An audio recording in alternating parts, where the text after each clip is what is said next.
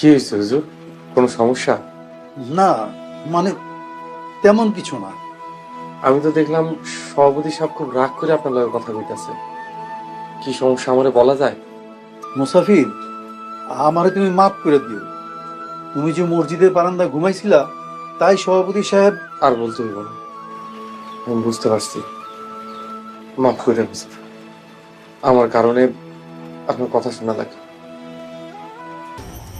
আর তাই যদি হয়, এরকম চ্যাটাং চ্যাটাং বড় বড় কথা কইতেছেন না, এই স্বভাবটা একটু বদলান, নাহলে বিপদে পড়বে। রমজান চল।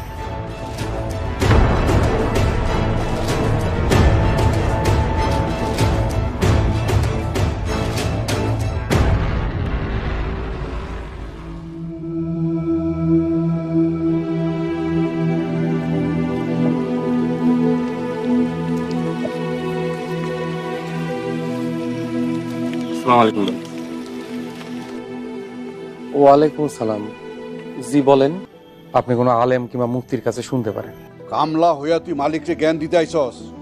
আগে আমার হুকুম তামিল কর, এই দুটারে বাড়ির তোর বাইর কর, তারপর তোরে দেখতাছি। খলিল, তোমার বাড়ির কামলার মাথায় যে জ্ঞান আছে তোমার মাথায় সেটা নাই। শুধু শুধু ওরা গাইলমন্দ করো না, আমরা এমনি চলে যেতেছি। তবে হ্যাঁ, আমাদের হিসার জন্য আমরা আবার আসবো। যান যান, যা পারেন আমার কইরেন। আমার সম্পত্তি তিল পরিমাণ ভাগ আপনার করে দিন।